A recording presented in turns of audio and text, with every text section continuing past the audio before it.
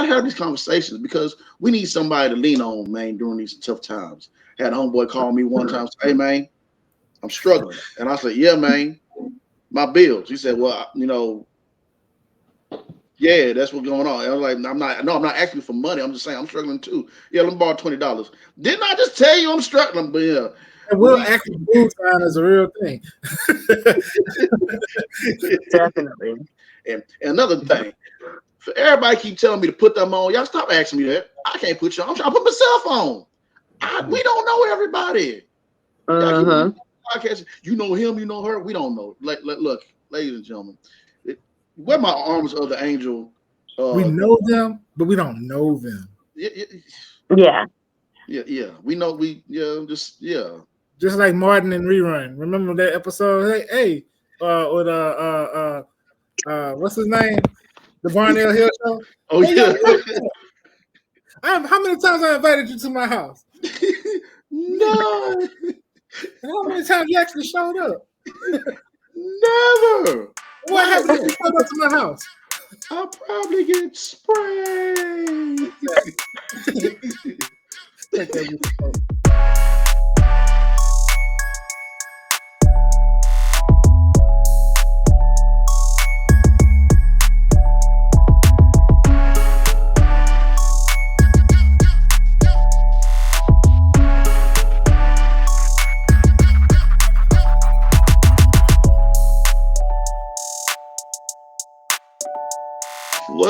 What's up, ladies and gentlemen? What's up? May is here. That means somebody's birthday. I ain't gonna talk about that right now. But anyways, man, what's up, y'all? Your boy Joffe in the building. Mr. Shay, how are you doing today?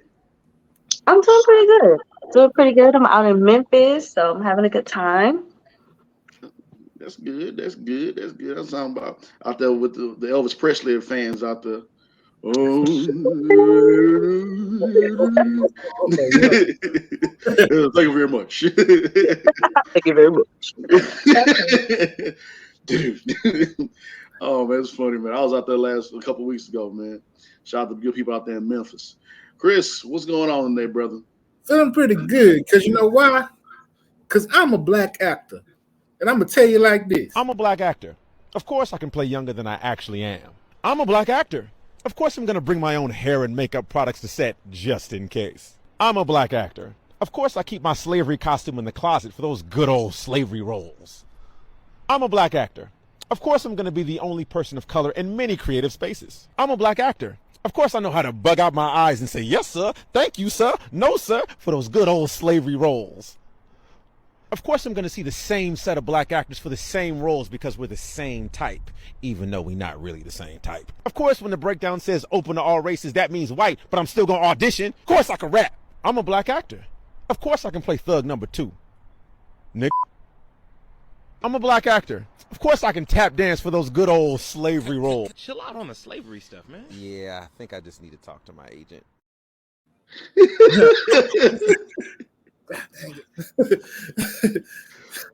Yeah, brother, go talk to your agent, please, sir. Please talk to your agent because no. Homie sound pressed for real, bro. Slavery roll one more time. It did sit right with me because I just watched the Color Purple musical, so I'm like, bruh, you're onto something.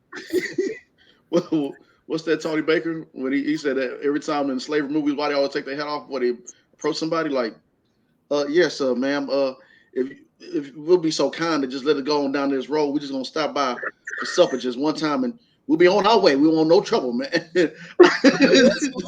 yes, sir. You know, yeah. They gotta look up. We's gotta live. Oh, well, we gonna live. Oh man, what is it? Time those roads. Do something. Lord Jesus, we got to get past those slavery things here. We got to get past it. We more than that. We're more than that. So. Yeah, man. Oh my gosh, man! But we got a great show for y'all, ladies and gentlemen. NFL draft. That entertainment news. Wolverine and Deadpool trailer has dropped, and people are still talking about it and they're excited, trying to point out the Easter eggs. We'll talk about all that later on. All that more. Just acting up show.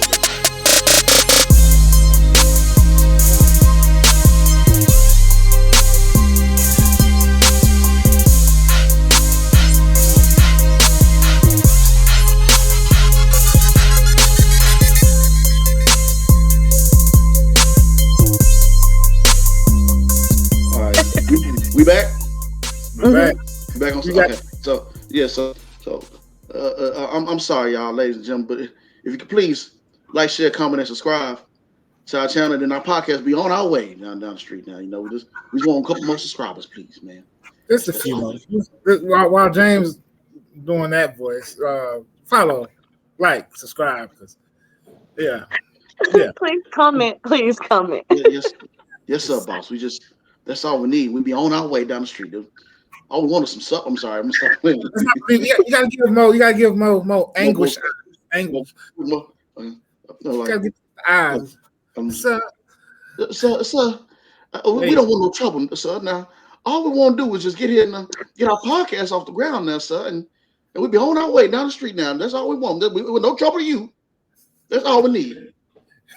I promise you, we got great guests coming through, and we just want you to subscribe.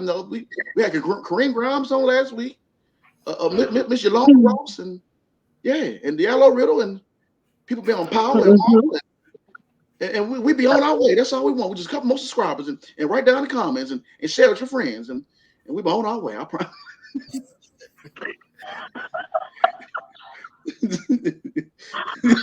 My God, please, y'all subscribe. Do y'all see this acting on here? What you waiting on? That's all. What you waiting on? Oh man, too hilarious, man. Let's start this off with some great news, because I love positive news. I love it.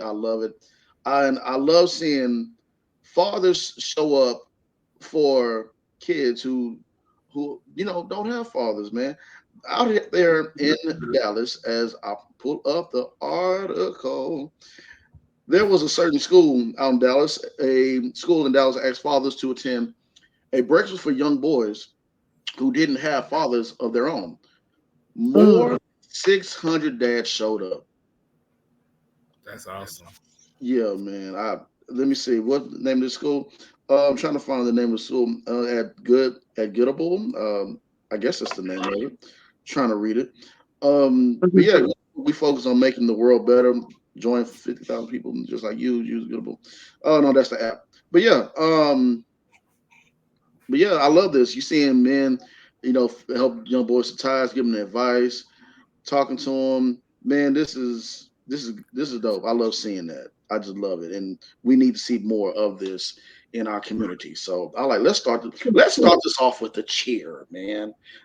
So no, we do. We need to give them some kind of applause or something like for those. That's amazing. It's amazing. We should definitely clap it up for those kings that stood up for those young men. We need that in the community. Like, yeah, shout out to y'all. I agree, man. That's something that needs to be seen in our community. Just a black dad stepping up, and that's supposed to be reckoned with right there. I'm sure a lot of folks may have been scared of that scene, but that's a force that's needed. Yes. Mm-hmm. And even if the dads can't stand in, uncles, grandfathers, big cousins, whatever. Like, if father is not there, like, hey, step in. I'm pretty sure that child would love that. Mm-hmm. And is in need of that man, of that guidance. I agree. Reach one, teach one, man. Mm-hmm. It's like a village. It really does. It really It does. is. And something else that may be, I know the airlines might be going to be going through it, but hey, sometimes you got to go through it to make some progress. Airlines now have to pay automatic refunds for canceled, delayed flights, and lost bags. My time. For real, man. Oh man, because they would cancel your flight in a minute and try to reschedule you, inconvenience you, and be like, "Oh well, yeah, we just had to cancel. Run me them coins, thank you." I need all my Mario coins and Sonic rings because y'all knocked them out. Because for real, man. Reading the article, it says under new rules from the U.S. Department of Transportation, airlines are now required to offer automatic refunds to travelers in the event of flight cancellations or significant changes. The newly released regulations provide clear guidelines on when passengers are eligible for refunds for all travel to, from, and within the U.S. The objective is to enhance the convenience for individuals in obtaining refunds and to establish greater uniformity, hope I pronounced that word correctly, in refund policies across different airlines. You might want to look into see what airlines does it, just to make sure, because I don't want to just put that out there. Yeah, the airline going, no, which ones? Yeah. You be up there arguing with them TSA, they gonna be on your They're gonna be what is it? Spirit? What is it? It's a spirit that everybody talk about. You think Spirit gonna be a part of this? Hey, man, we gonna find out. I'm trying to look. I'm trying to see what's gonna be underneath that umbrella. Cause The spirit gonna be like, I rebuke you in the name of Jesus. It is what it is. Spirit gonna be like, we ain't part of that. We ain't sign up for that. we ain't signing for that. Hey man, I'm telling you, We a different entity. like, we don't do this here in my chapter. We will not have it. Like, for real, man. Like, I stopped playing these people luggages and stuff, man. Some costly items have been lost, bro. So, For real. And then when they have like those connecting flights where you have to like lay over somewhere and like you expect your baggage to be on your new flight and it's still on the flight with that you were on recently and it's in a whole nother city. Come on, y'all gotta reimburse people for that. Y'all have to do something. You end up waiting all day for your bags. You can beat your bags to the city. What's that Mr. Bean meme? He was out there on the road looking at his watch and everything. Up there looking, like, for real, man. Stop playing with us, man. For real. Oh man. And the NBA playoffs rolls on and the beat goes on and the beat goes on. Has your favorite team been eliminated? Is your bracket messed up? Did you bet? I don't bet on look, I got bills. I ain't got time for it. I gotta go talk to people down the stairs at the rent department right now about it. That's my personal life. That's enough of that. Anyways, hope your team is still hope your team is still in the playoffs. If not, then hey, they going fishing, start vacation early. So Joff, you made me think we should add that to the I'm an actor. I gotta go talk to my landlord right now. I'm an actor. I'm gonna get an IMDb credit. I'm an actor. I don't need They're gonna pay me in chips or Little Caesars. I'm an actor. Money. We're gonna get snacks, fruit roll-ups, fruity snacks, and sun chips. I'm an actor. I don't know what time I'll be leaving the set. Or what time I need to arrive. I'm an actor. I have to bring my own wardrobe. Oh, I'm telling you, man, we own it today, man. All day with this one. All day. But yeah, man, hopefully your NBA team is still in the running to chase that that trophy. Get that good old trophy at the end of the tournament, of the playoffs. So give it a good old try. And I can laugh at the trash talk and everything else. That'd be the best part right there. I love it. Just hate it when it's your team. Speaking of Mr. Chris and Mr. Mike, you know, they be going at it about this NFL. So, Chris, how did the draft go? Oh, the Texans did very good. They didn't draft till day 2 and 3, till the second and third round. But I felt like it felt good not to feel pressed in the draft this year. We was just like, yeah, we good. We drafted second round. We got a cornerback, Kamari Lassiter. So he'll be like a cornerback to counter Mr. Singletary there. So we need that help. We got a safety. We got an O-lineman to help the quarterback be safe. So yeah, we're looking good. We're looking good. Now, the shocker that was in the draft though was the Atlanta Falcons, because they just paid Kirk Cousins like $180 million, which is mind-boggling. They paid him $180 million only to go into the first round of the draft and draft the quarterback. They fans was like, huh? Like, oh my soul. What just happened? Yeah, like what sense does that make? What are you doing? What are you like? Now, granted, he is coming off an Achilles injury, so who knows how he'll be, if he'll be what he was.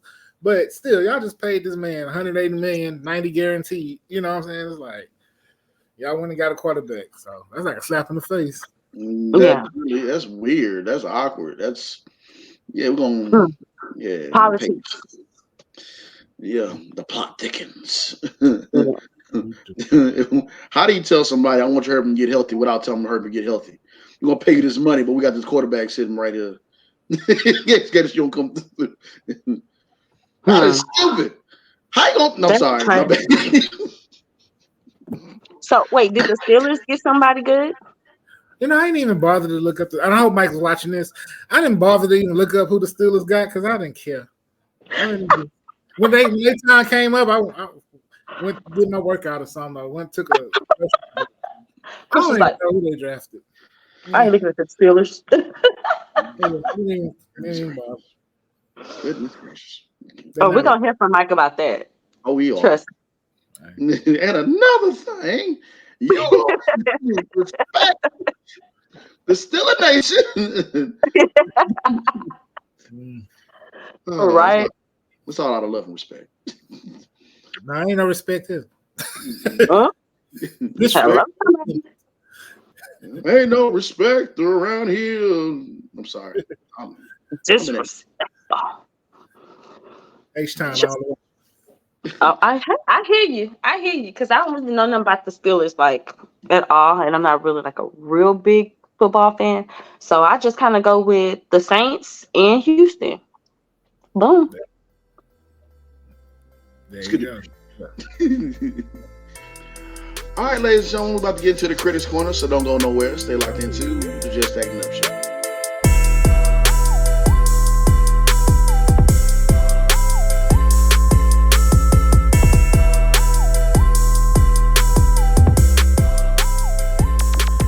Welcome to the Critics Corner, ladies and gentlemen. But before we get started, don't forget about Joff's VIP Room, where we give an in-depth analysis about your favorite movies and TV shows, or we just have different topics about life in general as an actor, actress, or entertainment. You gotta have these conversations because we need somebody to lean on, man, during these tough times. I had a homeboy call me one time, say, hey, man, I'm struggling. And I said, yeah, man, my bills. He said, well, yeah, that's what's going on. I was like, I'm not asking for money. I'm just saying I'm struggling too. Yeah, let me borrow $20. Didn't I just tell you I'm struggling? But yeah. Acting food time is a real thing. Definitely. But yeah, we have great conversations about what goes on in the entertainment business and how we, maneuver around the nonsense and everything. And another thing, for everybody keep telling me to put them on, y'all stop asking me that. I can't put you on. I'm trying to put myself on. We don't know everybody. Podcast, you know him, you know her. We don't know. Look, ladies and gentlemen, where my arms of the angel. We know them, but we don't know them. Yeah. We know. Just like Martin and Rerun. Remember that episode? Hey, with what's his name? The Barnell Hill Show. Oh yeah. How many times I invited you to my house? No. And how many times you actually showed up? Never. What happened if you showed up to my house? I'll probably get sprayed. Like for real. I guess it's all networking. Y'all got a network. That's it. Please. Y'all got a network. And you can learn out more about that if you visit the Just Acting Up Show or Joff's VIP Room. Like, share, comment, plug. Right. Ask me that. Don't ask me. Oh, I'm sorry. We're still on camera. I'm about to go off for a minute. We still. Hey, ladies and gentlemen, let's talk about that Wolverine Deadpool trailer. Yeah, man. About to have a moment right there. Full on moment right there. Wolverine Deadpool trailer. Man. I was about to get it. You was. Put me on. Put on this Deadpool Wolverine trailer, man. I told myself I didn't want to watch another one of the trailers. I lied to myself because I'm on social media and you're gonna see some things. But hey, great trailer, man. I'm just ready to see the movie. All right, I'm gonna get my ticket.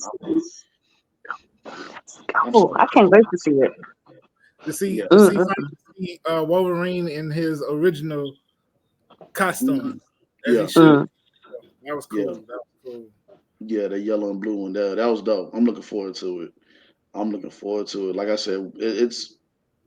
I'm already about to buy my ticket. It's gonna be good. It's gonna be one wild, crazy ride, man. So I'm in it. But not in it, but I'm in it to win it and in it to watch the movie. Yes. Don't ask for no more favors. We can't put you on nothing. I'm sorry, I just have to get that out one last time. Can't put you on. All right. So don't go chasing waterfalls. I'm gonna stop right there for copyright. TLC documentary is out. Now we don't want no scrubs. Great, You know, cool. We don't want no scrubs. back in the day, that was they dancing that video, Waterfalls. I know, huh? They was Yeah. Man, we're getting it, man. Chris, TLC. you always bring out the stuff. Come on, Chris. Come on now. Yeah, man. I'm a most definitely want to check out that documentary on TLC. Everybody was a TLC fan. I don't know not one person that said like I hate TLC. No, what? No. Yeah, for the most part. All of them though. It wasn't Yeah. a group where it was like maybe one favorite. Like all of them were amazing. I mean, in my opinion. I agree. I think they all could have had good solo careers, but they was a powerhouse. Yeah. Yeah. I agree. I totally agree. So y'all check that out. It's out on Netflix right now. Them. I don't know why I did that, but it just flowed. Them season 2 is out. We already know how them season 1 was. Whew, cat in the bag. Whoa. Yeah, I like the direction they're taking it because I didn't know what they was gonna do after season 1. Because it's like, what do you do now? Like that's pretty much the end. 'Cause you know them folks gonna die. Yeah. But they just brought it back to. They took it to the 90s. So Luke is starring in this season. So the trailer looks really good. It looks. I'm interested to see what they're gonna do with it. Yeah, man. Come on, there. I'm looking forward to it. They had some freaky moments on that doggone show. I ain't gonna lie, man. I was like, ooh, like man, man. It was really good, though, really good. Not only that, but Clipped movie trailer is out. The story about the Clippers and was it Donald Sterling? Yeah, yeah. When they had that little, that whole fiasco. Now I'm trying to remember. Was that when? Well, we first and foremost, Lawrence Fishburne and Ed O'Neill. Lawrence Fishburne is playing Doc Rivers, and Ed O'Neill. If you don't know who Ed O'Neill is, that's Married with Children. That's Modern Family. Ed O'Neill. He's playing as Donald Sterling. To the first one, I'm like, who was that? And I'm like, oh man, that's Love and the Marriage, Love and Ed O'Neill, man. Great, phenomenal actor. I didn't know he did karate. Ed O'Neill, boy, yeah. But as I digress, Clips. The trailer is good. I'm gonna watch it. Yeah. I like to see what's Fishburne. Yeah. He's playing. I like him. Yeah, I like him. I like his work. He's a pioneer in the game, baby. He's been in it for a minute. He's still, man. That's amazing. I'm interested to see who they casted and how he does. They have somebody playing Draymond Green. I'm not gonna say nothing about this man. I do not know this man. I am interested to see who else the other players are going to be playing as. Because I'm trying to think, was that the same time when the Rockets did that comeback win on them? I can't remember if that was the same year or not. I can't remember. I gotta look back into it. I can't remember. My NBA years getting mixed up. It's been rough over here with the Rockets, but Rockets did good. Shout out to Rockets. They did decent. Looking at this, did you say it's getting rough? It's rough a little bit for the Rockets season, man. So I'm telling this year they did better than what we expected. Yeah. But I'm just saying, like my Rockets years are getting mixed up during that because I wanted a championship. Freaking time. Yeah. I need something better than water right now. Yeah, other notable names for the from that film though. J.L. Fonz Nicholson is playing Chris Paul, and Savanis Jackson from Insecure, he's playing Matt Barnes. Yeah. This gonna be good. I'm looking forward to not just this film, but I'm looking forward to the players' reaction after this film come out, because Matt Barnes and Steven Jackson they gonna speak their mind. They gonna speak. I'm looking forward to that. That's what I want to see. That ain't happening, so I'm looking forward to see that. So, most definitely. Also, shout out to Queen Latifah and the team of Equalizer, because they get a season 5 renewal, man. Yeah. You know what, man. I didn't think that was gonna be a good show, and then I started watching it. I was like, it's actually pretty good. It took me a minute to buy in for Queen Latifah as an action star, but yeah. No, Queen Latifah, she can do it all. Like, that is one person who I have really seen do it all, from singing to dancing to set it off to. I mean, she's just talented. She is. I would love to work with her. The queen, man. What was that movie she did? Was it called The Taxi? Yeah. With the Jimmy Fallon. Yes, that was one of my favorite of hers. Yeah, Queen can do everything, man. One of my favorite was Miss Cleo. Oh, of course.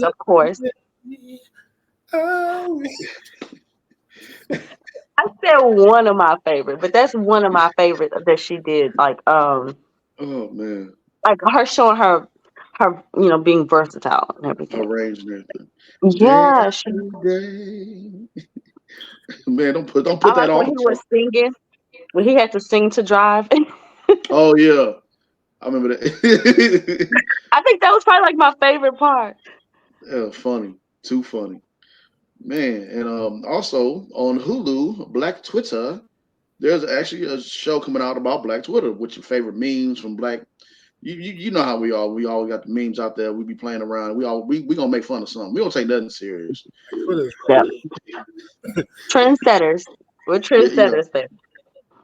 Yeah, man. We don't take nothing serious. Like we said, the internet is undefeated. Don't put nothing out there that you don't want out there. We gonna the get memes that have came out of some of the things. I mean, and it could be some serious too. And here comes the memes. I think about that every time I see. You know how you on Facebook and they'll say something like 15 years ago today. You say, yeah, I'm like, oh, well.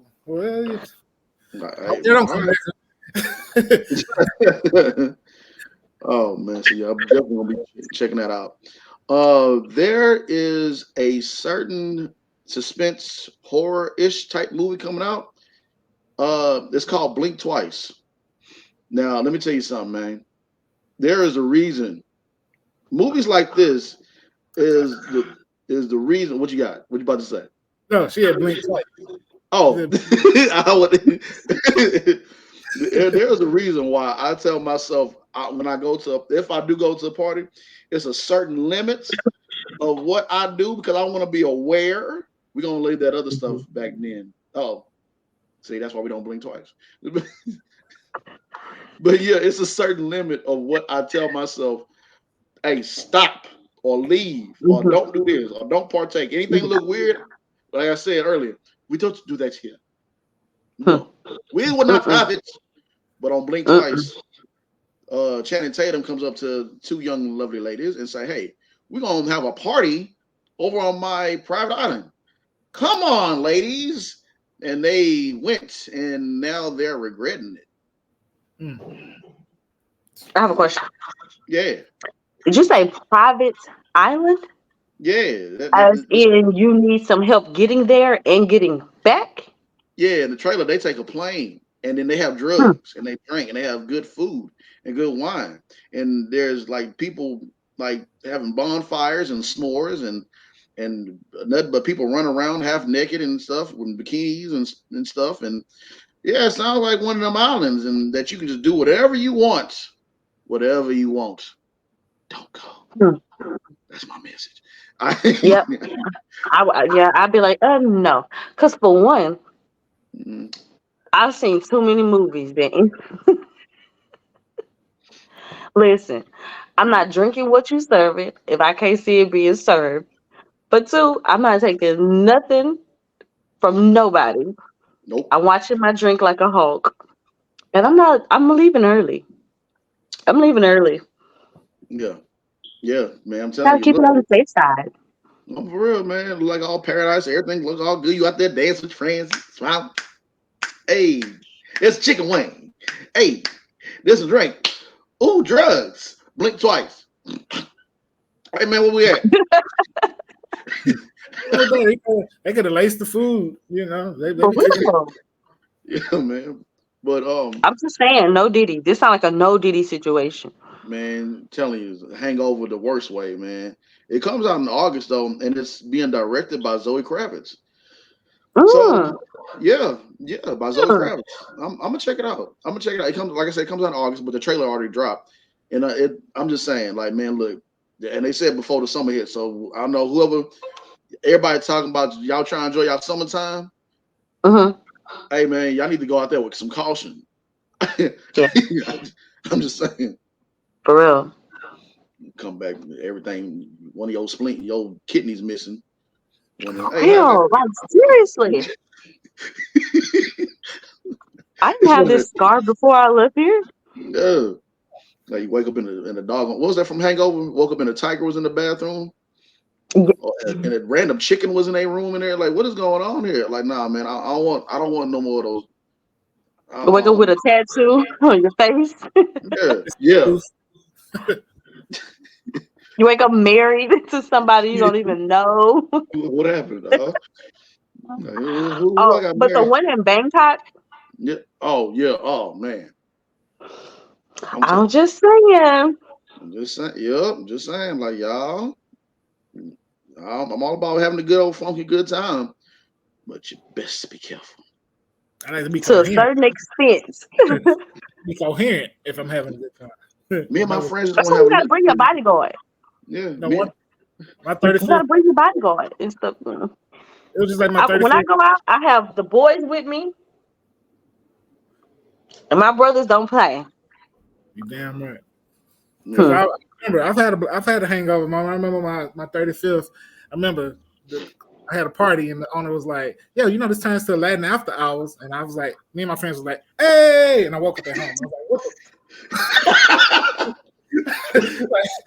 Wait, what happened? What between A and home? Like, Don't sing remember. Yeah, don't remember nothing.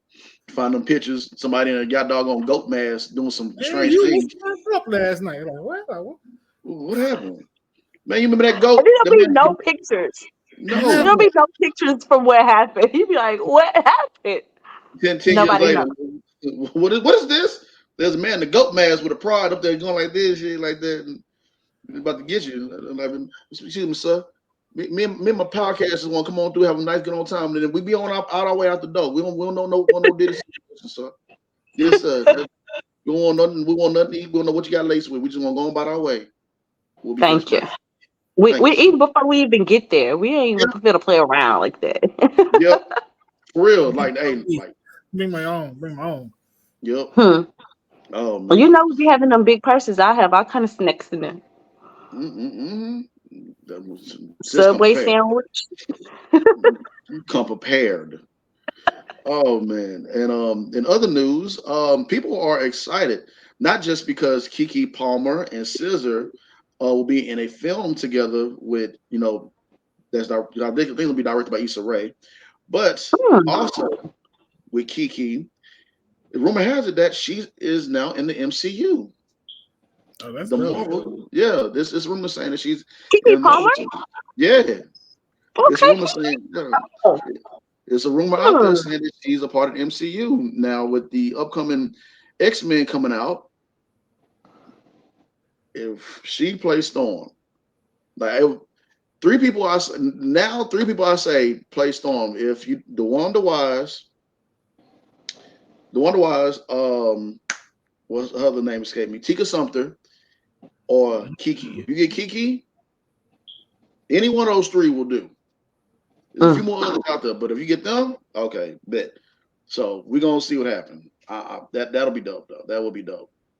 Well, I'm putting my bid in for Storm. I think I'm gonna be the next Storm. Yeah, you gonna be next? No, Okay, hey. I'm You put your bidding in for her to be. Okay, gotcha. no, I'm putting my bid in to be the next Storm. Oh yeah, hey, y'all go for it. Go for it. I be Gambit. Hey. Yeah, I gotta work on my New Orleans accent, my Louisiana accent though. Yeah, right there. I got you, baby. Come out at me, baby. I got you. That cartoon, y'all seen the cartoon where they was cooking in the kitchen and he trying to tell her how to season, and she got mad because she didn't know how to season. You know that ain't no, that was hilarious. That boy Gambit told Jean Grey, the most powerful mutant on the team. It was, what's this you cooking? It's boy say, no, chef. Need to get some cayenne. Need to get some of this here season soap. Get some old bay right here. Let me tell you something, chef. Hey, man. And if you caught up with X-Men 97, put one of that from boy Gambit. Spoiler alert right there. I'm sorry. Oh man. Dang it, I ain't finished. Oh man, it's boys, it's hurt my soul. I'm sorry, brother. I'm sorry. It's gonna be all right, y'all. Oh man, it hurt my soul. But anyways, yeah, man. But besides that, in another a little bit more Avengers news, Avengers 5 will start filming early next year. And they said that I don't know. I'm gonna just get off of social media because they keep on saying that the new Avengers won't be in it. I'm like, who are the new Avengers? I'm like, who are y'all? Like, is rumors saying that Robert Downey Jr. is coming back as Iron Man? This person and all. I'm like, I don't know. Yeah, I think it's a lot. I think it's blending of. Cause I think like Robert Jr. and all those they coming back for Secret Wars. I think we're getting a mixture of Secret Wars and Avengers news, right? Like it's gonna be like led by Anthony Mackie and Captain America. So right. But as far as Secret Wars, they're gonna be bringing back some of those old faces for Secret Wars for sure. Yeah. So I think people just kind of mixing it all together and like, oh, he coming back. I'm like, no, we just maybe one movie, you know. Most definitely keep an eye out for that. And they sure keep everything so quiet over there. Man, they got to. You know how it is when you with Marvel. They rumor has saying that they told the people to, hey man, clear your schedules because they said when you locked into Marvel, it's good, but also like, bro, clear your schedule. We need you. And the rumors of all rumors that everybody is just like, is this true? Wesley Snipes, they said that it's the rumor saying he is going to officially be in Secret Wars, the MCU. Well, this one I'm rooting for. Man, look, you want your audience back. I got to get a violin in the background or something. Here at the Just Act Up Show. I got a banjo. Oh, okay, yeah, hey man, there you go. Get that right. Here at the Just Act Up Show. Well, we just want our brother Wesley to come on back into the MCU, man. We do. Now we know that from years he did Blade 1. Blade 1, 2, and 3. Blade 1, 2, and 3. Now Blade 3 just people said just didn't hit right, but I still enjoyed it. But you know what? Marvel, wow. He did keep y'all afloat. Wouldn't be no MCU without Wesley Snipes. No, I agree. Now, y'all just go ahead and see our way. Just go ahead and put Brother Wesley back in the MCU. All will be forgiven. Forgiven. And sneak Jonathan Majors back in through the back door. Oh! He ain't coming back. Let's move on. That's over. Oh man, yeah, man. But if thank y'all to the bench. No, I love that. That was a nice touch. I like that. That was nice. You like that? You know, I got a few little extra talents y'all know about. That's what I'm talking about. It's a little spoken word with a little musicality. Then it all together. Two snaps. It's something about being in Memphis, you know. It's like it's taking a hold of me. The music hits you. I'm telling you, man. But yeah, man, if Wesley Snipes is really going to be coming back, that'll be dope because, like you said, no, he is the one who kept the Marvel afloat when they was going through them troubling waters. He got people really. They did have some Marvel films that really wasn't that great before Wesley Snipes got up in there and did Blade. But yeah, if y'all can get him in there, I know he's up in age, but hey, there's ways y'all can do it. Stunt doubles, body double, whatever y'all can do. Come on now. I'm just waiting for him and Samuel Jackson to come together so he cuss out the other heroes. That's gonna be hilarious in itself. Oh, that's gonna be funny. That is gonna be funny. Yeah. Tony, you did what?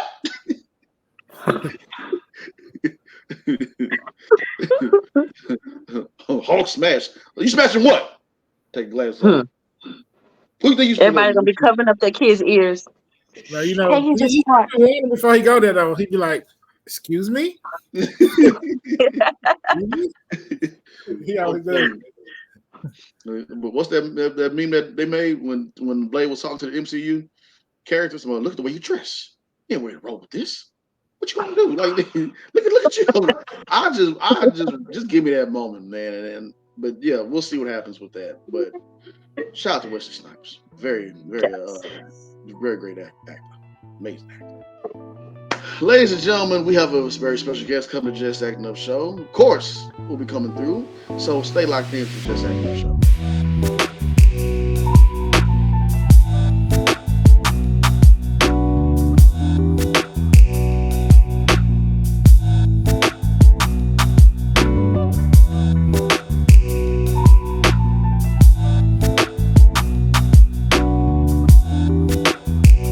Ladies and gentlemen, we have a very special guest here on the Just Acting Up Show.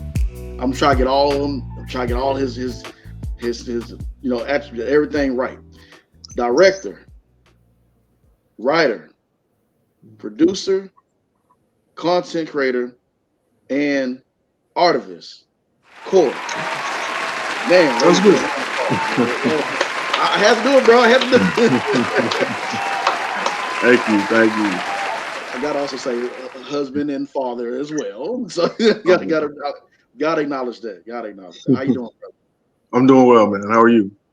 Good, man. Now, I was trying to read everything. So, where are you originally from? Are you from? Is it Louisiana or Atlanta or? Yeah, Louisiana. I was born in Metairie Hospital. Grew up in New Orleans, and then kind of bounced around. So, Florida, Georgia, Atlanta.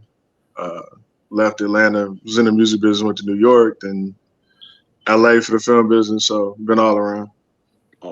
So yeah, all the hot spots everywhere, boy. We were just talking about Louisiana earlier, boy. That food right there.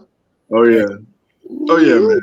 Get you in trouble, man. Obviously. And, dude, real quick, man. I went out to Louisiana early in the morning to shoot the Street Fighter commercial with Lil Wayne in it, bro.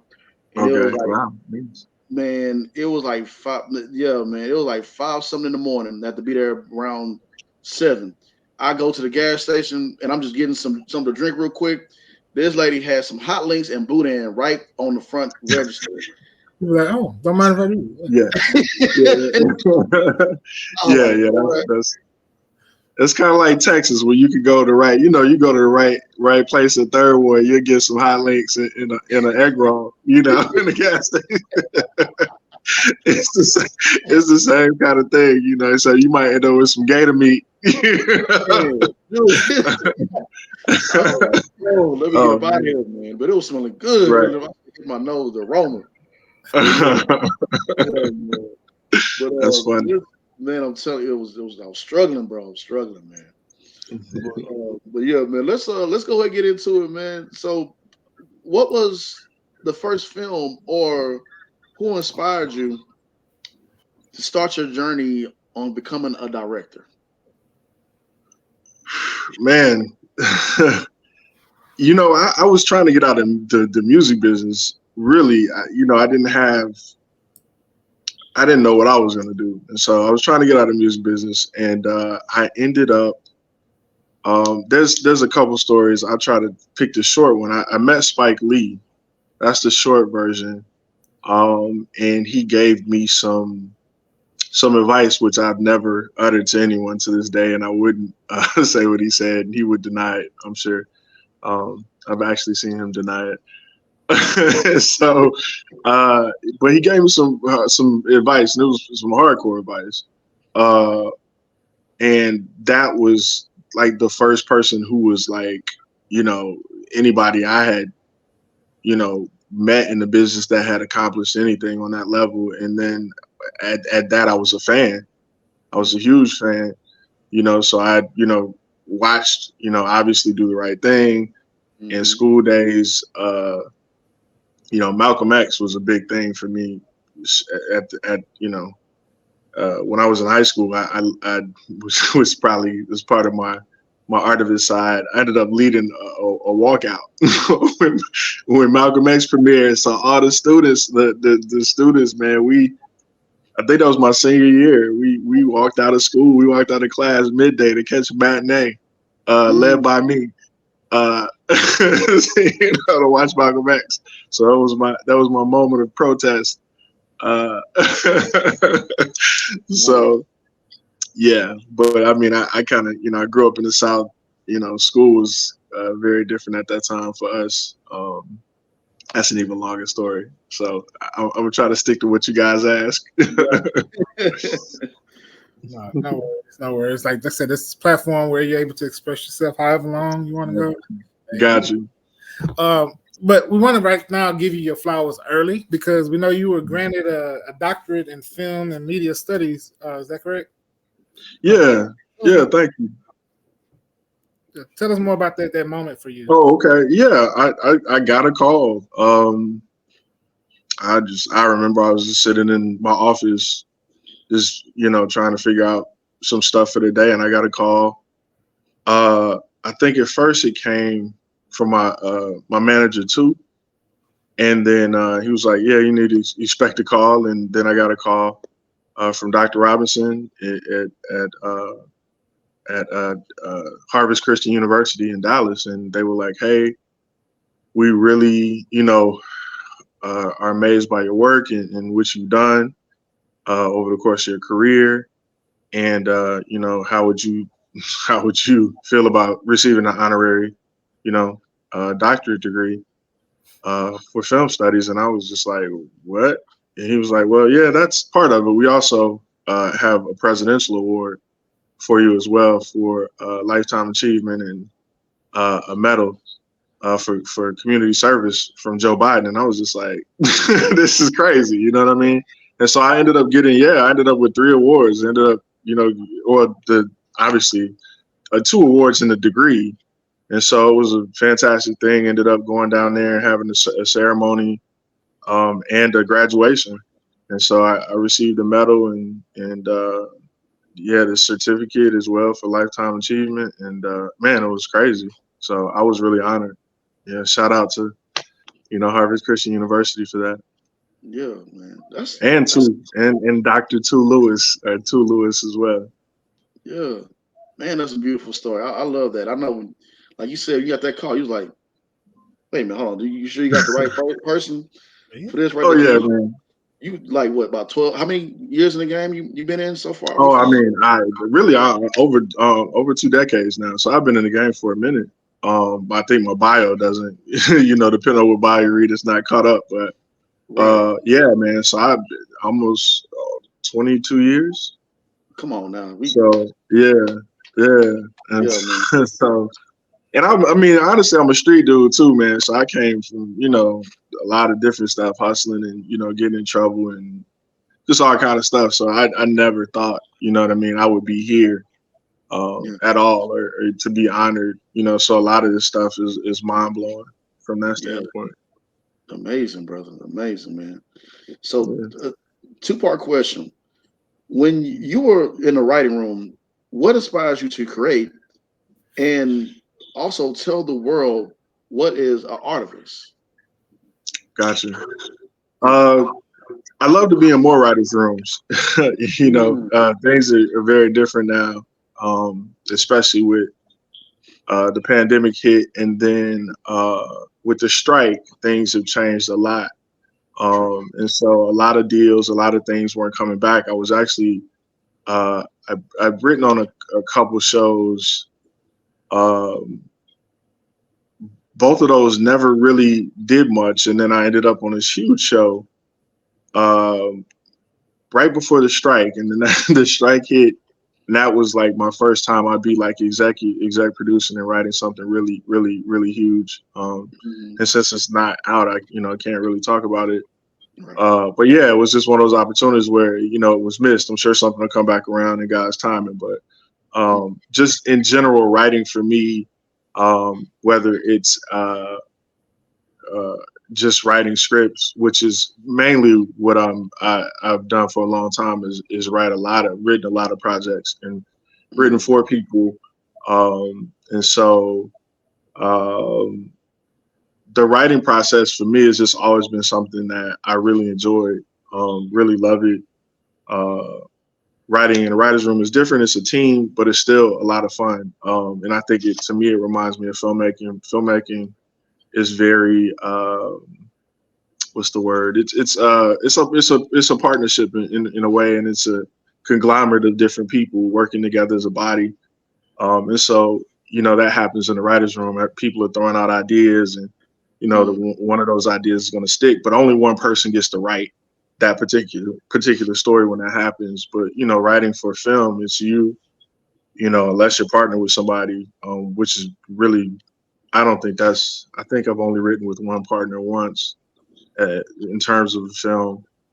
But yeah, it's more of a thing where you just, for me, it's very much man, I can't even, I guess I can't find the words. I just really enjoy it. It is difficult. I've written really fast. Feature films, which, are, 2-hour movies for the most part, 90 minutes to 120-minute films. There was a time in my career when I first started out, I was writing features every, 3 days, 4 days, I was finishing a feature project. And that's crazy. Like that was a lot of writing, and I would do that, several times in a year. And in one year in particular, all those projects had gone to a studio or gathered some kind of interest, and that kind of led me to a deal at the time with a big studio in Hollywood, and that kind of is what propelled my career after that, in terms of me meeting people and realizing that I was a writer that people were, sought after or seeking after. And so it gave me a leg up in Hollywood from that standpoint. So yeah, it allowed me to write for tons of Oscar winners and Oscar winning producers, and doing rewrites, getting called in. So I've, written for, oh my gosh. It was the producers who did Loving. I don't know if anybody's seen it, but it was a movie about an interracial couple. And they, Ruth Negga and Joel Edgerton, starred in that movie. Ruth Negga was nominated for an Oscar, but I wrote their latest movie, which they're producing now. And then got on the Will Smith project before, where I got hired to to rewrite a Seinfeld writer, which was crazy, and write for this Borat director as well, which was crazy. You know what I mean? Like writing comedy. I didn't even know that's what I was, called to do. Written for Jamie Foxx, and with Jamie Foxx in a sense, as a co-writer, as I think about somebody who's, been somebody who had a credit in terms of a script together. So yeah, at the top of my mind, just different people, and then you have people attached. I mean, from Mahershala Ali, who won multiple Oscars, and even gosh, oh man, there's so many people. It's hard to think about, but yeah. So regardless, man, just a lot of great opportunities in the industry, and a lot of opportunities with great people. Projects. Idris Elba was one of the first projects I was able to land an attachment. Ryan Gosling at one point wanted to do a project. Just different people, man. It's really dope. It could be mind blowing. As far as artivism, what artivism is it's a combination of art and activism. So I'm known as an artist and an activist, and so my stories and what I try to do in terms of kind of being known for the birth of a nation, which was one of the bigger projects that I had done. Obviously, spoke of Nat Turner and his journey and what that story historically meant to us as Black people, as well as even the title, which Nate Parker, who wore so many hats on that project and did a wonderful job. Yes. Made a point of naming it after the original The Birth of a Nation, which was a racist Ku Klux Klan film. And so this was kind of a way to slap that film in the face, but to also say, we're entering a new space artistically, in the country, with him coming on and him directing, writing, producing, acting. I was happy that I was able to, give script notes on that project, where that's when somebody comes to you and they're like, hey, I wrote this, want your opinion, tell me some yays and nays, etc. And then I was also wearing multiple hats as a producer. And although, I did that, a lot of things didn't quite come to light based on the controversy that people may or may not know about that. And so we actually produced a full-length documentary, which I headed, which that got canned and shelved based on the controversy. So that never aired, and who knows, it may or it may never air.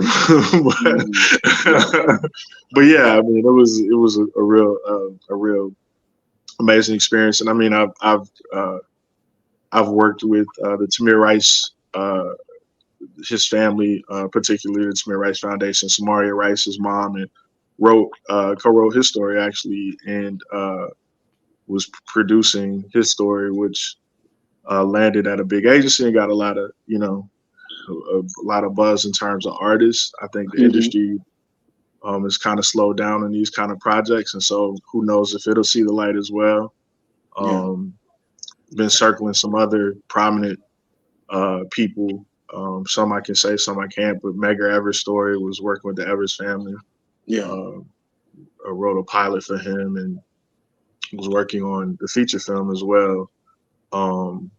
Which again, those things look really prominent before the strike, and now could look to go in totally different directions. Even the fact that that story, especially with Merle Evers, who I love dearly and is a wonderful person. People need to know her story. Could go a totally different direction, but either way, it's a story I think that needs to be told. I'm sorry, I didn't cut you off. Go ahead. That strike, it kind of, everybody had a certain flow going. Like I think around that time, like I just got signed to Atlanta agency. Some other friends had so many things going on, and like just like you were saying, it kind of like it slowed down a lot of progression with some things. And man, we was like, I'm sure that you know how it is and how it was. And it slowed us. No, it's still going. I think the thing is, if it is your primary source of income, it hurts you. You know what I mean? So, and people didn't understand how it worked, and so they were like, oh, are you in the Writers Guild? Or, oh, are you in the Actors Guild? And I was like, think about it like this. Even if you're not in the guild, I was a writer, so I was affected initially, right? But people don't understand, like, writers make everything work, right? Actors make everything work. But when the writers stop, they still try to press a little bit, but it was a problem, right? So it's like I explained to somebody, it's like a car engine. I said, if you have a car engine and you take the battery out, nothing's happening. Right. Yeah. Now, all of a sudden, you take the battery out, you remove the spark plugs, the wires, and and if you had a catalytic converter, somebody stole it. What are you doing? right? Nothing. So you got people who, I mean, they went from working every day, man, or primarily, throughout the week to driving Uber. Some people went homeless, some people still are homeless. I think that's important to say. Even during this time, because what happened with the strike was it became more of a, okay, if you want this, there's going to be a consequence, right? I think people sometimes don't look at stuff and say, well, what happens on the other end? Well, Hollywood says I can put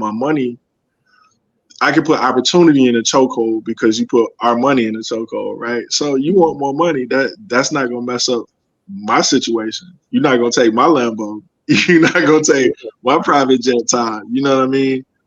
And so that put people in a chokehold. And I think the problem with this industry is that it's not regulated, and it probably won't be, for a while, because I think honestly it gives people freedom to do so much dirt. If I'm being fair. And when people do dirt and they can get away with it, then they're not gonna stop. You know what I mean? And there's too many people who are powerful in quotes, right? Who don't want their dirt exposed and don't want to stop doing their dirt. So let's take a little step back here. Now, you were creating the short film. You were working on Trees.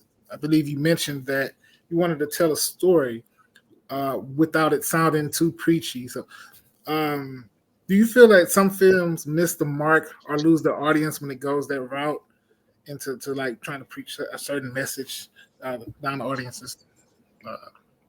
Yeah, I mean, here's the thing I think that's interesting. On Trees is what you're referencing. It's a short film that I did. It was interesting because it was, suicide was a topic. The pandemic stuff was happening. People weren't able to shoot during that time. And so I was like, how can I make a project during a pandemic and talk about that without talking about that? And, kind of talk about this issue of Black bodies, that were disappearing, or Black bodies that were turning up on trees, right? These lynchings, that modern day lynchings that were happening. And so it became, and mental health. And so it became this whole thing where I was like, I'm going to talk about mental health, suicide, and this destruction of black men in particular, without saying anything about that. So that's where that happened. That's where the birth of that project happened. But I think, yes, to some degree, you have to learn how to do that in a way where it's I guess the best explanation is Hollywood is entertainment, right? They're not looking necessarily to educate people. If that happens in a way where it works, in quotes, then they're happy to produce that project or help get that project out there.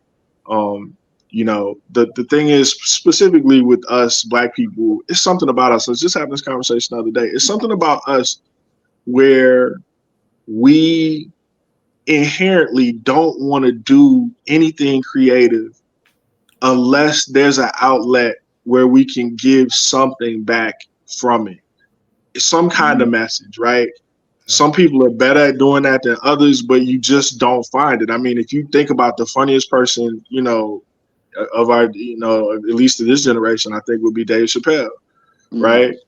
There's no time where you're not sitting through Dave Chappelle. Despite all the jokes, there's a message in what he's talking to you about, right? Yeah. And so there's something inherent about us culturally that we want to not just do art, but do art with purpose. The danger that comes from that is we tend to become very preachy, and we tend to become heavy-handed in what we present and how we present it.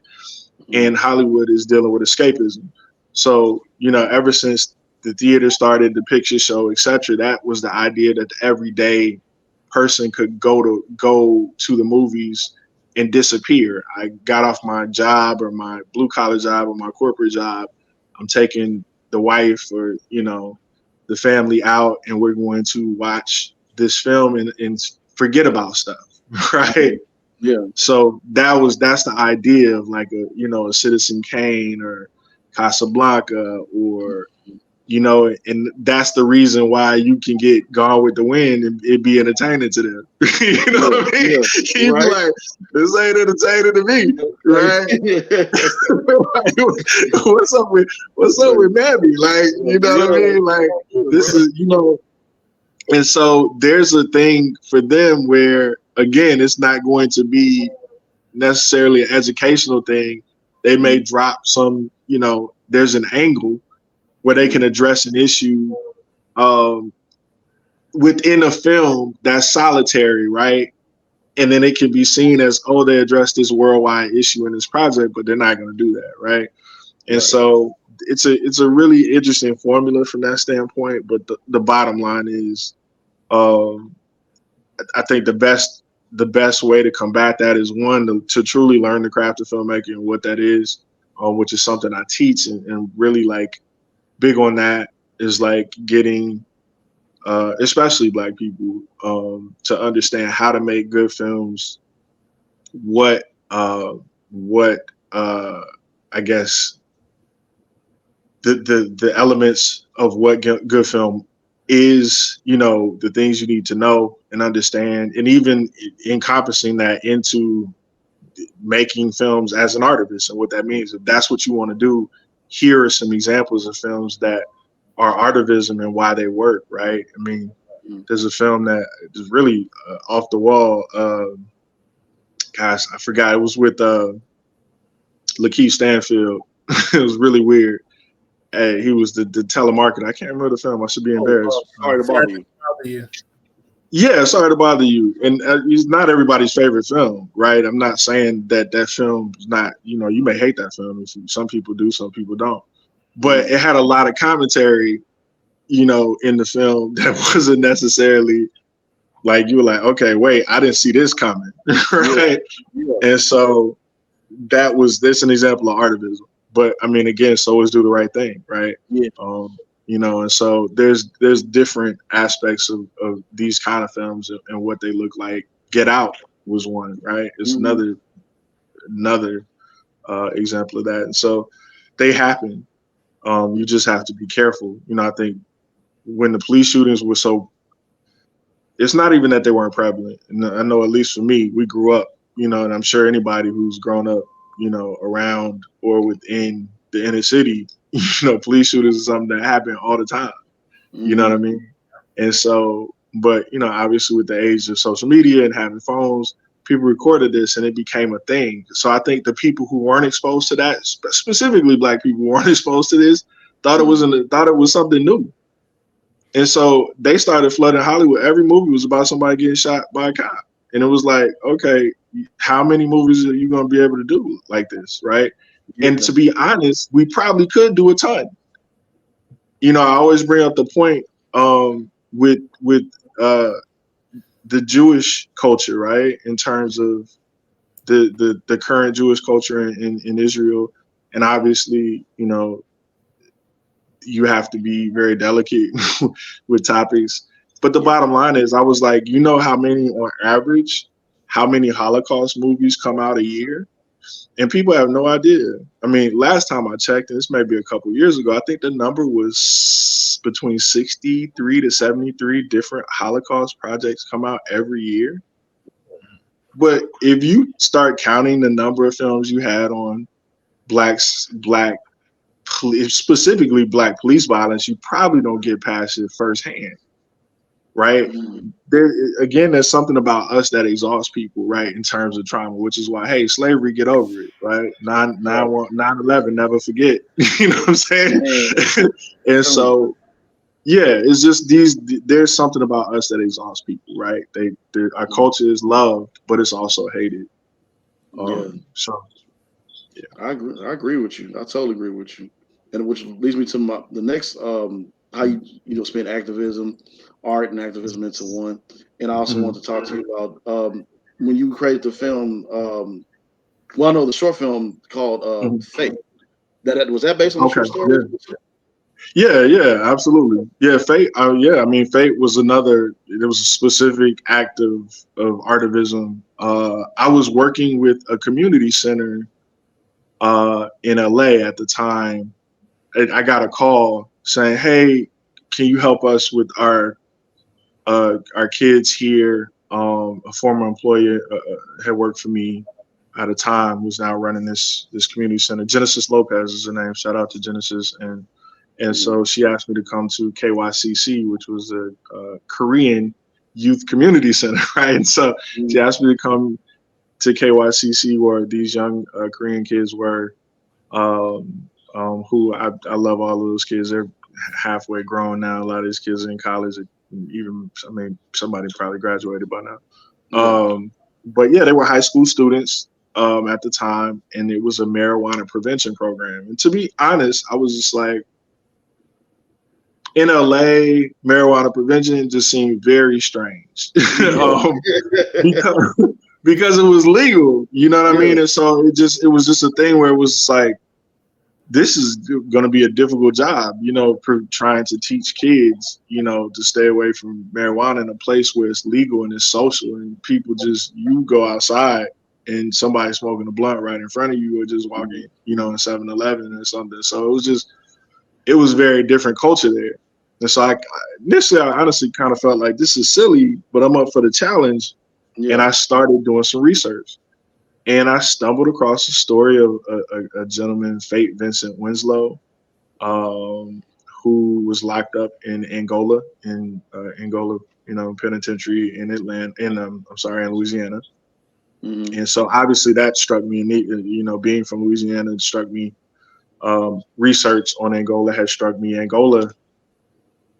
think Angola and Louisiana in general had, at the time of my research, was only a few years ago, had locked up more people than anyone in the world.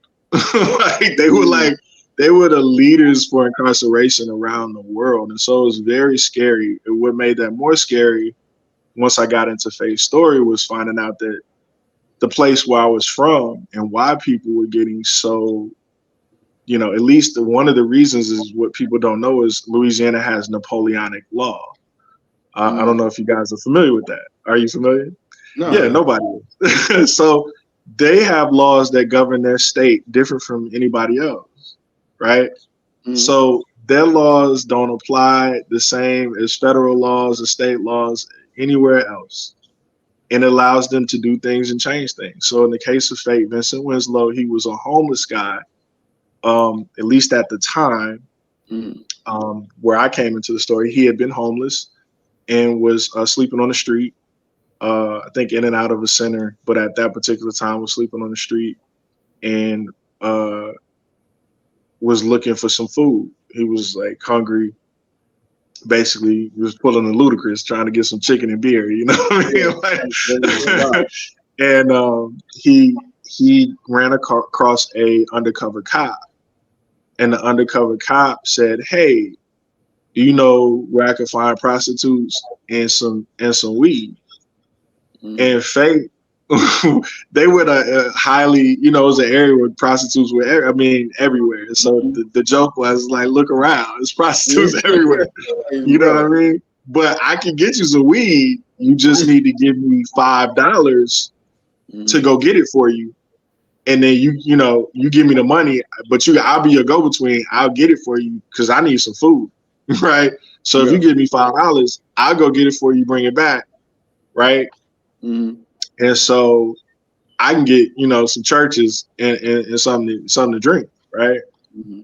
So the officer agreed, but he said, "Hey man, I'm gonna need 2 dime bags, right? So here's the 20. When you come back, you'll get the 5. Right? Yeah. And so he sent Fate. Fate got that money from this dealer. Got the weed from that dealer, came back. It was like, "Hey, you know, here you go, man. Here's your weed. Give me my 5. Let me go get some food." Gave him the 5, then arrested him. Right? So then he finds out this guy's an undercover cop. He takes Fate and he says, "Hey man, where's the dealer?" Takes him to a dealer. It's a white dealer, right? He takes him to the white dealer. He takes the $20 that's marked. It's marked money, so he takes it back from him. He lets the white dealer go. they take Fate to jail at that point. So now Fate is just like, are you serious? Like, bro, like you just let the dealer go. You taking me to jail. Yeah. I was just trying to get some food. Yeah. And you set me up. And I'm gonna tell you how devious this setup was. He takes Fate to jail. Now, Fate ends up before a jury of 12, 8 black, 4 white. They present false evidence, false video, false testimony. He has a public defender. Awful, man. Doesn't do anything. Like, sits back, says nothing, no objections, nothing happens during trial. I spoke to the public defender personally, who told me this man deserved to go to jail if he was going to sell weed for the time that he did. Now, once that trial was over, his public defender, who never spoke up, never said a word, let everything happen, even the false evidence, even what was called entrapment. That's key. So what happened to Fate was entrapped, right? Yeah. He was also told to get 2 dime bags, right? Which was specific to breaking up the marijuana into separate packages, which gives you an intent to distribute charge. What people don't know about marijuana, a lot of times in a lot of states, man, you're better off with a pound of weed than you are with a dime bag. And people will say that's a lot of weed. But if you got pulled over with a pound and they're like, why do you have this? You like, it's medicinal use. And even if you don't have that opportunity to present, medical cards or whatever, it's a ticket, right? That's a ticket. 2 dime bags is intent to distribute. So, something worth thousands of dollars versus something worth $20 now gets you time in jail. Man. So Fate ends up getting life in prison without parole for 2 dime bags, right? Life. This he had a prior when he was a youth, which shouldn't have even counted from my understanding. If I look back, I may be misquoting that, but he had a prior. I know he had a prior, like breaking entering, like when he was 16 or something. But one thing that happened to him was he had just served 10 years, so he'd been out. He served 10 years for, I don't know how much I can really say here, but there was another person who he ended up taking the blame for their crime, which was a family member who set him up, right? Yeah. So he ends up doing 10 years for this person, gets out, now he's homeless, right? Lost his whole family, lost his life, right? They give him life. The jury was 8-4. Obviously, those 8 black people who I told you said, no, he's innocent. Those 4 white people say he's guilty. And they also don't do unanimous jury, right, in Napoleonic law. Therefore, he's convicted, right, with the 8-4 number, right? When the jury heard that he was getting life, they went berserk, like, oh, we didn't know he was getting life. It's blah, blah, blah. They're like, oh, well, too bad, right? Yeah. So by the time I met Fate, he was into his sentence about 10, 11 years at that time. Man. And for $20 worth of weed. And I tell you, man, it was an amazing guy, man. He had so much faith. He had so much, like, he taught me so much about faith and God, because he was just like, he's like, man, if I ever get out, my story will be a story that'll help other people, help young kids.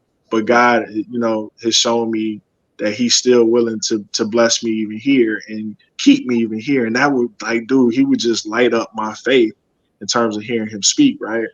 Long story short, it took a few years, but I used the kids. I was like, hey, let's make a short film around this and see if we can get some buzz, with him and maybe get him out. And the reason I knew so much about Napoleonic law is because I ended up speaking to one of Obama's main attorney. Actually, she got like 2,000 pardons for Obama, and to get people out of prison. She was in Texas, I think, at the time, and she hit me and was like, yeah, my cases were federal. I'm not going to be able to help him, but here's what we can do. And she helped with well checks and different things. And yeah, I mean, we eventually made this movie.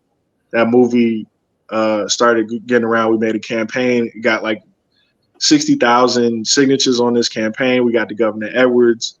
and it looked like we were going to get him out. We got like what's called a commutation, and all this stuff was happening, and it took a couple years, and something else happened. They said no. And so it was very disappointing. I know Fate was disappointed, angry, different things. Yeah. And at a point, it was like, we didn't know what to do. And, we're kind of giving up in a lot of ways. I never gave up, in all honesty.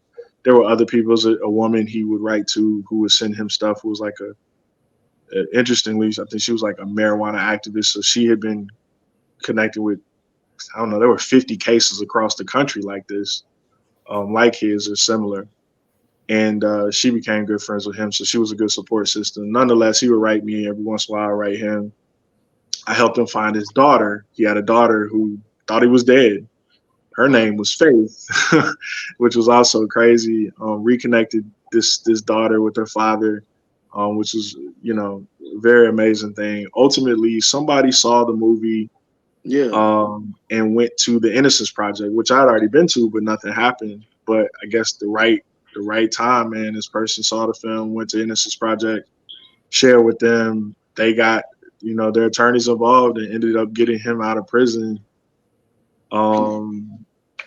Yeah, man. So he ended up getting free from prison, and that was an amazing thing. I mean, unfortunately, man, the flip side, unfortunately, the flip side to the coin was he was out and he ended up, back in Louisiana, man, and not to no fault of his own. He was really trying to be a stand-up citizen, man, and somebody ended up murdering him. Wow.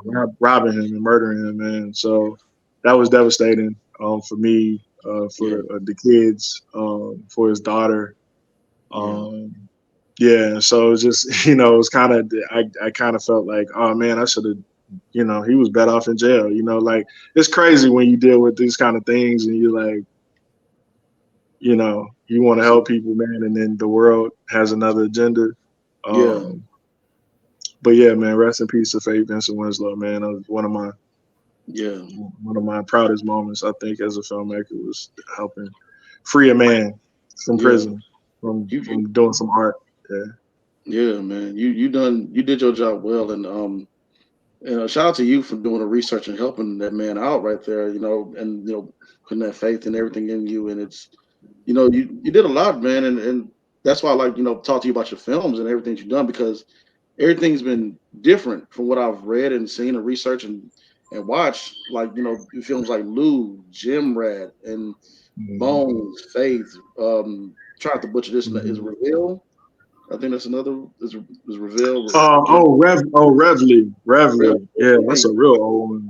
Yeah, I had a lot of short films that did, like, I don't know, they did well. But yeah, Revly was kind of a World War II project. And it dealt with black people in Nazi Germany. So that's what that was, kind of bringing light to that. And so that was what that was about.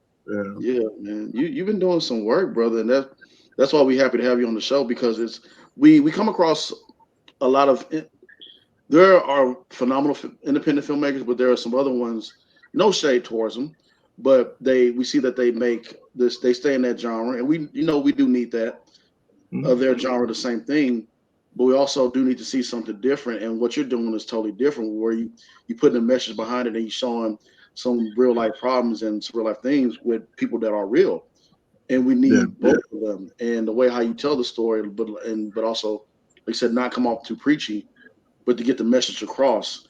And so I know God is like really shining His light on you of what you're doing, because we need to hear stories like this. Keep going. Some of these are the best stories I've been told, the realistic stories. But man, thank you. Hats off to you. Oh no, thank you, man. I wish it had more of an impact in different ways, but you never know what God is doing. And I learned that lesson early, just to make stuff, man.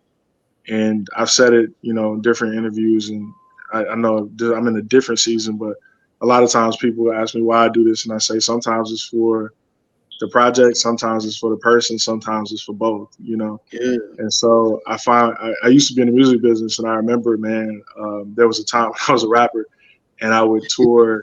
I was on like a Def Jam tour, just doing stuff, man. I'd open up for like T.I. and I don't know, David Banner, Lil Flip, LL, obviously, you know, given my age a little bit, but I would open up for these guys, and you know, I had a single that was in Atlanta at the time. It was spinning a little bit, but you know, nothing was happening in the career the way I wanted to. And what was interesting was I was also a Christian rapper that was invading these spaces, because I, you know, been a secular. I've been in the secular market and come out of that, you know, street stuff. You know, God had at that point changed my life. But I was sharing the music in a way where it was relatable, which is why I ended up on these Def Jam tours. They didn't understand I was Christian because of the way I was doing this music. And so, yeah, it was funny, man, because I developed my own slang and different stuff. So I'd be talking about, it's not like I'd be talking about robberies. I'd be talking about praise to God. It was just this whole thing that I had developed about worship and like Wu-Tang in a way where Wu-Tang had their own slang about stuff. I had developed this language in terms of expressing. So anyway, it was funny. I was in a Walmart parking lot. I remember, man, I was complaining, bro. I was mad. Like, I was just like, God, what is happening, man? It's like, why am I not blowing up? And I had this song out called Cousins. And it was actually kind of dope. It was dedicated to a friend of ours who had been rapping and took his life. And it was kind of like, you know, the idea of John and Jesus, like we cousins, you know, kind of thing. And so, but anyway, I had the song. I didn't like it, but it was a song that was playing. You know what I mean? Yeah. And it was just more commercial. Like I was at the time was trying to feel like, you know, street, and I wanted to like have like a certain kind of market. And this commercial song kept playing. I was like, that song is whack. And this guy came up to me in the parking lot. He was working at Walmart. He's like, hey, I know you. And I was like, nah, I don't know you. He was like, yeah, I got your album. I got your album. I was like, oh, really? He's like, yeah. I was like, cool, man, appreciate it. You know what I'm saying? Like, just dismissing him, like, cool, man, because I just started thinking about that album. That's whack. You know what I mean? Like, and so, you know, he's like, but he was like, persistent. He's like, nah, hold on, man, let me tell you, I don't have it anymore. And I was like, oh, no worries, man. I got one in the truck. I'll give it to you. He's like, okay, but no, that's not what I want to tell you. I want to tell you why I don't have it. And I was like, oh, okay. He was like, my homegirl called me, bro. And I was listening to that song, Cousins. And I was in my mind still like, oh, man, whatever, right? He was like, my homegirl called me. She was about to commit suicide. And I stopped. And I was like, what? He was like, yeah. And he was like, hey, don't do it. I'm going to bring you a song. I need you to listen to it. And I froze up. I mean, I feel myself freezing up kind of right now trying to tell it, man. And he was just like, I took her the song, bro. And she listened to it. And it changed her life. She didn't want to commit suicide. Saved her life. And I looked, man, and I just started crying, bro. I was like, oh, my God. Like, man, you know what I mean? Thank you. That's crazy to me. But I was crying not only because of the moment. It was more so I was feeling like, wow, God, you just slapped me in the face. You know what I'm saying? Like, you slapped me in the face because here I was just complaining, saying this stuff about this song. And you brought this person to me at this very moment to tell me that my song wasn't about me being a superstar rapper and having multi-millions hits and all the stuff that I wanted. It was about saving this one person. You know what I mean? And that changed my mindset about whatever I made. It was like, you know, like there's a scripture where it's like Christ will lead the 99 to get one. You know what I mean? And so I started looking at that, and I started realizing like these testimonies from people, man, who they thought they do something insignificant, and it'd be about that one person. You know what I mean? And so I don't know what that one person is doing. I never even met the person. But I knew at that moment that one song was for that one person, and I needed to be okay with that. And I needed to be grateful for that. And that changed my aspect and how I approach art after that. Amen. You never know the impact your art have on somebody. You know, we may not see it in that light, but you never know. It may be a life-changing thing for someone. So absolutely. A few more questions before we get you out of here. Sure. Now. You know, you worked on a lot of films, a lot of award-winning films. You run your own company. Do you ever just sit back and just look at the work that you've done and just kind of reflect on just your accomplishments you've done, or is it always just on go mode? What's next? Just grind, because I know what it's like to be in that mindset. You can get caught up in just being go go go and never sit back and really just look back and like, I've really done a lot here with my career. Yeah, I probably need to do more reflection. I think, again, it's just like anybody is, people look at your accomplishments and they're like, wow, this is awesome. For me, I have not yet accomplished what I want to accomplish in terms of my career. And so Right. I'm still getting started, even being this far in. And so, yeah, I definitely have sat back and I need to reflect. And there are times where I just have to sit and I have to say, thank you, regardless of not, things not going the way I want. I know that I've been blessed to be, a part of, various projects, to meet various people, work with various people, be honored by various people and be in different circles. And to be light in those circles. Again, I realized that even in, doing this, a lot of times it was just me needing to be there for other people. I'd be like, well, I'm on this project, and then it'd be a particular person that was associated with that project.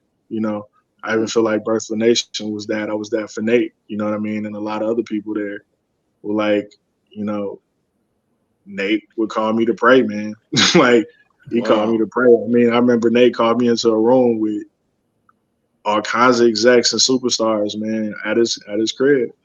And he was just, trying to break down, what had happened and the things that were happening and what to expect and what not to expect. And in that moment, he turned to me, he's like, hey, man, can you lead us in prayer?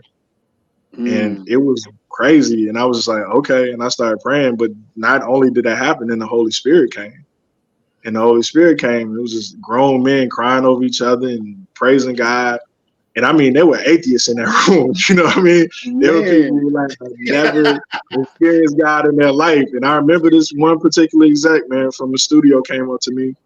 He was like, man, I did not believe in God. He's like, I never had an experience like that in my life.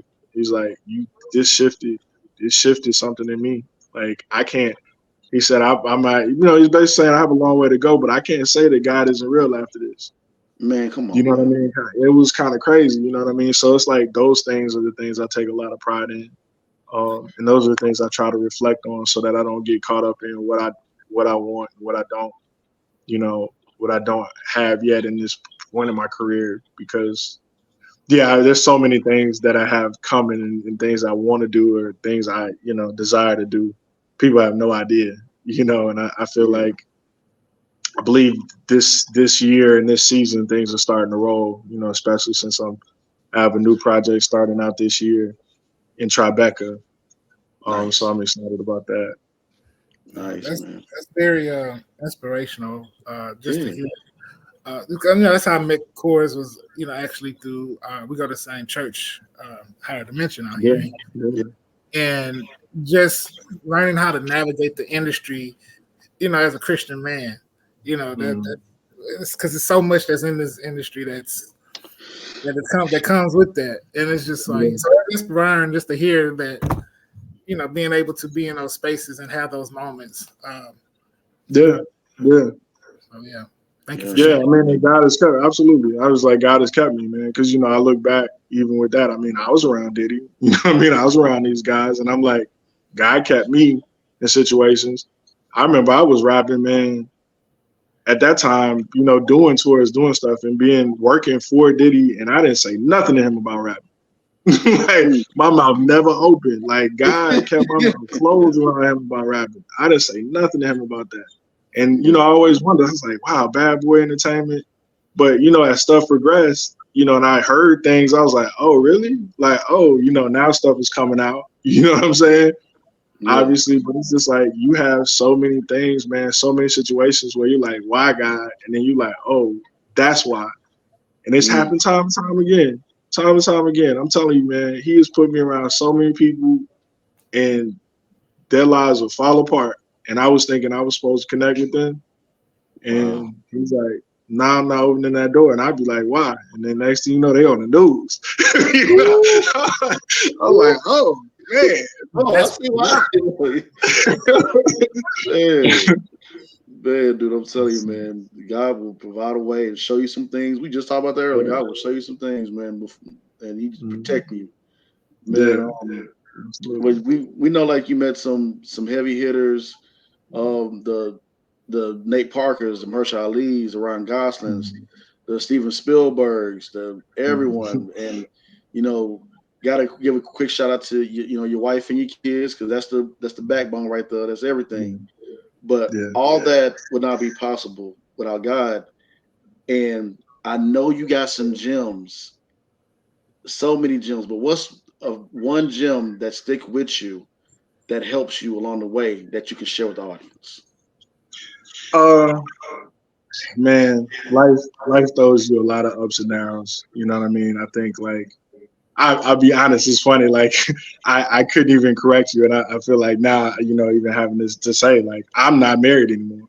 You know what I mean? And that's one of those things that's unfortunate. You know what I mean? Like, you get in this business and you're like, oh my gosh, like, you think something's gonna last forever, especially when you feel like you riding with God and doing what He wants you to do, and sometimes, man, life just has like different a different agenda. You know what I mean? But she, Kimberly, was a huge blessing in my life, and I wouldn't be anywhere without her support and the steps that she helped, in terms of helping me in my career and getting me to where I needed to be, man. And so it's always been blessed. I mean, to be with somebody, 18 years, man, it's like, that's a long time, bro. So, but yeah, I mean, it's still, the blessing behind that is our relationship is good, and our children are good. And, and this now navigating singleness and what that means is very different for me in this season. But my advice is, you never know, man. You don't know what life will hand you. You don't know the curveballs that are going to be thrown to you. And the best thing you can do, my suggestion, is to have faith in Christ, faith in God, and those things, man, that come against you in life are he's going to ground you. He's going to get you through these storms. He's going to get you through these rough times. And no matter what it is. And I mean, look, I'm going through stuff now. I'm going through things that, people wouldn't even expect, man. It's just how life is. You know what I mean? And so, yeah, it's just life is life. Life will life. And so you definitely need to go with God. So. Yes, thank you. We definitely appreciate you joining us today. Go ahead and tell everybody, our audience, where they can find you, follow you. Yeah, you can follow me on IG, Korstiaan 1, so KORSTIAAN 1. Also Korstiaan Vandiver on Facebook. I'm KORS at KORS on X, formerly known as Twitter. I'm sure you can also go to www.korstiaanvandiver.com or blueangelentertainment.com. You can get me there as well. And I don't know. If you got to work, hit me on LinkedIn. And I didn't talk about it, but shout out to Color Book is the film we have coming out in Tribeca, premiering in Tribeca. So that's starring Will Catlett. Shouts to the whole team, Kaya, Alexandria, Autumn Bailey, Ford, amazing producer, David Fortune, writer director. I'm an executive producer on the project. So yeah, man, it's a great project. So I hope people look out for that. When we sell in Tribeca, then we'll find out where we're going, on a platform or a theater. So we'll keep you posted. Awesome. Nice, bro. Thank you. There you have it, ladies and gentlemen. Of course, appreciate you for sharing that with us, brother. Just Acting Up Show, ladies and gentlemen. Make sure y'all look out for Chorus. He's steady on his way, man. Thank you again, brother. Thank you.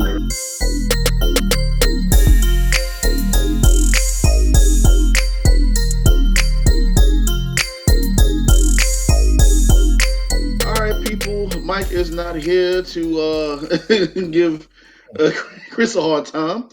So, brother, go ahead and take it away, man. On Acting a Fool. Who gets the award today? We're gonna go to Rio de Janeiro, Brazil. Going way out there in South America. So a disturbing video shows a woman reportedly willing a man into the bank. She was trying to get a loan, but there was just one problem. The man was dead. Oh, hell no. Facts. Facts, yeah. So Erica De Souza is described as the niece or the caretaker of the man, 68-year-old Paulo Roberto Braga, who had been dead for several hours before the visit to the bank. She was arrested and charged with attempted theft by fraud after attempting to bring his body into the bank and trying to get him to sign for a around $3,400 loan. Yeah, so yeah, but the bank officials, of course, got suspicious because the man was very pale and just really wasn't moving much. So yeah, I mean, the way the guy head was moving in the seat, you could tell that. I mean, he was not alive. And then she had his hand trying to get him to sign. She's like, "Come on, sign it, sign it. Can you sign it?" And no, he cannot. You know, yeah. they should have told him, blink twice, sir, if you can hear us. She probably watched Weekend at Bernie's. Remember that movie? Yes, I remember that movie. that is Boy. exactly what it looks like. Yeah, it was just wild. You know, it's crazy because he's dead. Just like that Northern Security is taking over everything. I know, you know, whoever uses McAfee, that's a dead security system too. You know, but not only that, but McAfee's not only dead, actually, it's still running in the background. Dang, I missed that joke all the way up. Don't tell Mike. I missed that joke all the way up. It's okay, because he's not here to say, now, Chris, you could have kept that one. Like, I feel like he's somewhere. I feel somewhere he's like, His spirit is. So let's try this. Let me switch it up a little bit. What type of loan does an introvert prefer? No. Leave me alone.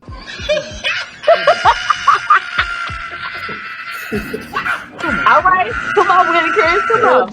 Okay, now we're good. Okay. So, what do you call an actor who finished paying off his house loan? This is so easy. Come on, Willie Chris. Call him Mortgage Freeman. You see what I used to say. Hey, Come on, Job. You know that was funny. Mortgage Freeman. I'll give you some style points on that one. That was pretty. Yeah, that was pretty good. I like that. Come on, Mike. I give you some style points on that one. He should have been here so he can at least hear that one. You need to be here. Mm-hmm. And when he here, he ain't here. Okay. Shame.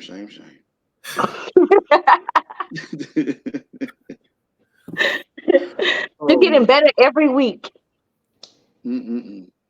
Thank you. I appreciate you. My one true supporter. It's me and you, Chris. I got you. Too funny. All right, y'all. We're gonna get into the balancing act, so don't go nowhere. Stay locked into the Just Acting Up Show.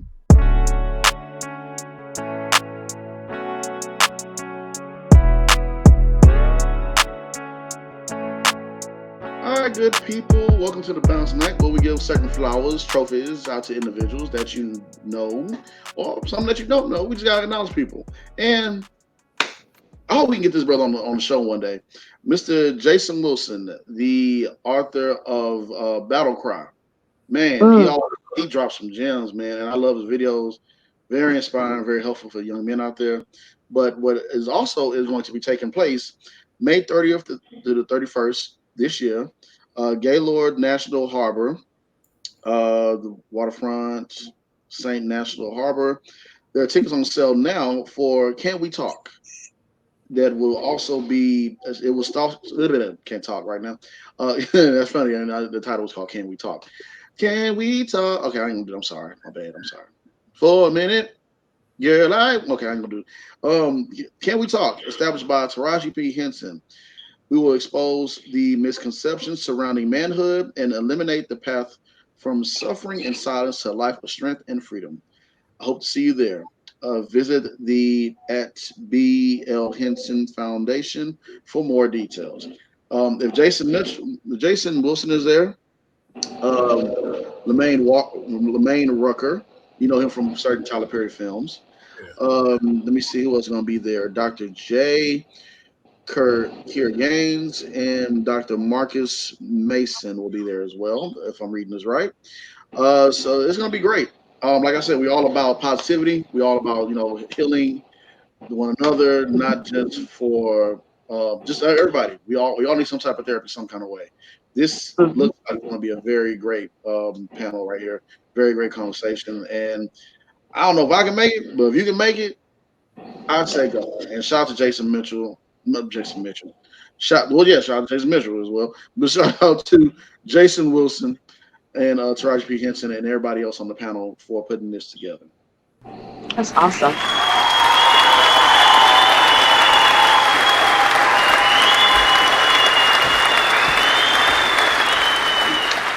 Clapping. Man, thank you, ladies and gentlemen, for tuning in. Another show in the books. Yes, sir. Oh, thank you very much. Yeah, man. It's a great show. Yes, it is a great show. It's indeed. Like y'all got. If I got to bring this hat out one more time, make it big. Don't make me big. Don't make me big. Don't make me Please, big. sir. Please, sir. Can you breathe? He got it. He finally got it. All in the eyes. You gotta look up. I don't know what you're looking up at, but you gotta look up. You gotta have the anguish. Just please, sir. This is my anguish face right here. Yeah, that look anguish right there. That's I look like you're taking a poop. Oh yeah, okay. So I got. That's it. Bam. Is it okay? Good. That's it. I was trying to get it. There you go. And shout out to I guess Kors for dropping by. Thank you, brother. Appreciate it. Many blessings to you and your team and your family and everything that you do. Boy, he on his way for real. Well, he already does. So, but like I said, many blessings to you, brother. And that's going to do it for us. Tashay, you got anything before we go? No, I'm gonna go ahead and shoot it over to Chris. All right, so here we go. So we're gonna just always this week we're gonna take with y'all to always stay true to yourself, always stay positive, always stay happy, always stay weird, always stay strong, always stay fearless, always stay loyal, always stay humble and kind, always be you. Boom. I like that. That's what I'm talking about. That's it. And Mike isn't here to witness all this greatness, man. So all right, we got a shout out to Mike. Yeah. Shout out, Mike, man. Wish him well. Yeah. He all right. But yeah, man, that's gonna do it for us. Y'all have a good one. See y'all next time on the next show on that same old Just Acting Up channel. Let's go to the show. Okay, I'm sorry, my bad. Peace, y'all. Y'all have a good one. Bye.